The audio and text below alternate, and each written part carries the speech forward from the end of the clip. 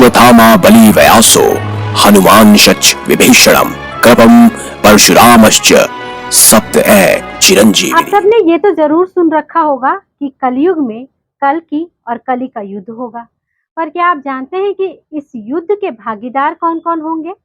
वही मैं आज आपको बताऊंगी। इस युद्ध के भागीदार होंगे वो लोग जिन्हें अमर या फिर कालजीवी कहा जाता है। कालजीवी मतलब जो सतयुग में भी जिंदा थे और जो कलयुग में भी जिंदा है और जो सदियों आगे भी जीवित रहेंगे। तो आज इसी बारे में हम बात करेंगे। आप बने रहिए हमारे साथ। तो मैंने आपको बताया कि कलयुग में कल की और कली का युद्ध होगा। कहते हैं कि जब पाप अपने चरम पर होगा तो भगवान विष्णु कल्कि के रूप में जन्म लेंगे और इस युग के यानी कि कलयुग के राक्षस कली का युद्ध करेंगे। और दरअसल कली के बारे में कहा जाता है कि वो रावण से भी कई गुना ज्यादा शक्तिशाली है और उसे हराने के लिए बहुत सारे लोग लगेंगे। बहुत सारे ऐसे लोग जो हमेशा से सत्कर्म करते आए हैं और ऐसे लोग जिन्होंने हमेशा ही सत्य का साथ दिया है और असत्य के विरुद्ध खड़े रहे हैं। लेकिन जो कालजीवी हैं उनमें से कुछ ऐसे भी थे जो असत्य के साथ थे। तो जब वो असत्य के साथ थे तो फिर वो कलयुग में भगवान का साथ क्यों देंगे? दरअसल वो अपने पाप काटने के लिए भगवान का साथ देंगे और हो सकता है उसके बाद इस नश्वर संसार से उनको मुक्ति मिल जाए। तो कौन है वो सातों कालजीवी? हम आपको बताएंगे। हनुमान जी और अश्वत्थामा के बारे में तो आप जानते ही होंगे, लेकिन उनके अलावा भी ऐसे 5 और लोग हैं जो कालजीवी हैं, जो इसी श्रेणी में आते हैं। आइए जानते हैं कौन है वो। अश्वत्थामा बली व्यासो हनुमान शच विभीषणम कृपम परशुरामश्च सप्त चिरंजीविनी।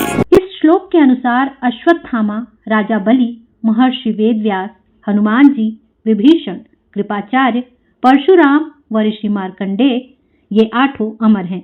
इस श्लोक की शुरू की 2 पंक्तियों का अर्थ ये है कि अश्वत्थामा, बलि, व्यास, हनुमान, विभीषण, कृपाचार्य और परशुराम ये 7 चिरंजीवी हैं। इसके बाद अगली पंक्तियों का अर्थ ये है कि इन 7 के साथ ही मार्कंडेय ऋषि के नाम का जाप करने से व्यक्ति निरोगी रहता है और लंबी आयु को प्राप्त करता है। मान्यता है कि जो भी मनुष्य इन सभी 8 का प्रतिदिन प्रातः काल में स्मरण करते हैं उनकी सारी आदि व्याधियां, रोग, बीमारियां आदि समाप्त हो जाती हैं और मनुष्य 100 वर्ष की आयु प्राप्त कर लेता है, अर्थात शतायु हो जाता है। आइए जानते हैं 8 महान आत्माओं के विषय में। सबसे पहले अश्वत्थामा। धर्म ग्रंथों में भगवान शंकर के अनेक अवतारों का वर्णन मिलता है, लेकिन उनमें से एक अवतार ऐसा भी है जो आज भी पृथ्वी पर अपनी मुक्ति के लिए भटक रहा है और ये अवतार हैं गुरु द्रोणाचार्य के पुत्र अश्वत्थामा। महाभारत के अनुसार अश्वत्थामा काम, क्रोध, यम व भगवान शंकर के सम्मिलित अंशावतार थे। धर्म ग्रंथों के अनुसार भगवान श्री कृष्ण ने ही अश्वत्थामा को चिरकाल तक पृथ्वी पर भटकते रहने का श्राप दिया था। वे अकेले ऐसे चिरंजीवी हैं जिनकी अमरता वरदान नहीं अभिशाप है। अगला नंबर है राजा बलि का।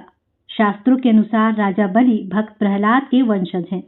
बलि ने भगवान विष्णु के वामन अवतार को अपना सब कुछ दान कर दिया था।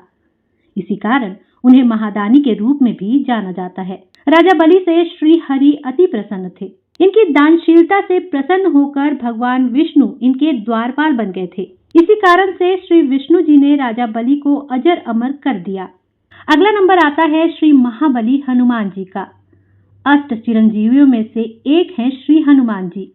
जब ये लंका की अशोक वाटिका में श्री राम का संदेश लेकर माता जानकी के पास पहुंचे थे, तब माता जानकी ने प्रसन्न होकर इन्हें अजर अमर होने का आशीर्वाद दिया था। अजर अमर का अर्थ है कि जिसे न कभी मृत्यु आएगी और न ही कभी बुढ़ापा। इस कारण भगवान हनुमान को हमेशा शक्ति का स्रोत माना जाता है, क्योंकि वे चिर युवा हैं। इसके बाद नंबर आता है रावण के भाई विभीषण का। लंकापति रावण के छोटे भाई हैं विभीषण। विभीषण श्री राम के अनन्य भक्त हैं। जब रावण ने विभीषण को लंका से निकाल दिया था, तब विभीषण श्री राम की सेवा में चले गए थे और रावण के अधर्म को मिटाने में धर्म का साथ दिया, जिससे प्रसन्न होकर श्री राम ने इन्हें अजर अमर होने का वरदान देकर लंकापति बना दिया। इसके बाद आते हैं ऋषि वेदव्यास। वेद व्यास जी भी अष्ट चिरंजीवी हैं और इन्होंने चारों वेदों का संपादन किया है। सभी 18 पुराणों का विशद वर्णन भी किया है। महाभारत और श्रीमद् भगवद गीता की रचना भी वेद व्यास द्वारा ही की गई है। वेद व्यास ऋषि पराशर और सत्यवती के पुत्र थे। इनके बाद नंबर आता है कृपाचार्य का। महाभारत के अनुसार कृपाचार्य कौरवों और पांडवों के कुलगुरु थे। कृपाचार्य गौतम ऋषि के पुत्र हैं और इनकी बहन का नाम कृपि है। कृपि का विवाह द्रोणाचार्य से हुआ था। कृपाचार्य अश्वत्थामा के मामा हैं। महाभारत के युद्ध में कृपाचार्य ने भी पांडवों के विरुद्ध कौरवों का साथ दिया था। धार्मिक मान्यता है कि इन्हें भी अजर अमर होने का वरदान प्राप्त है।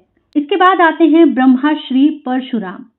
भगवान विष्णु के छठे अवतार हैं परशुराम जी। श्री परशुराम के पिता ऋषि जमदग्नि और माता रेणुका थी। परशुराम जी का जन्म सतयुग और त्रेता के संधि काल में माना जाता है। इनका प्रारंभिक नाम राम था। राम के तप से प्रसन्न होकर शिव जी ने इन्हें फरसा भेंट कर दिया था। इसके बाद राम ही परशुराम कहलाए।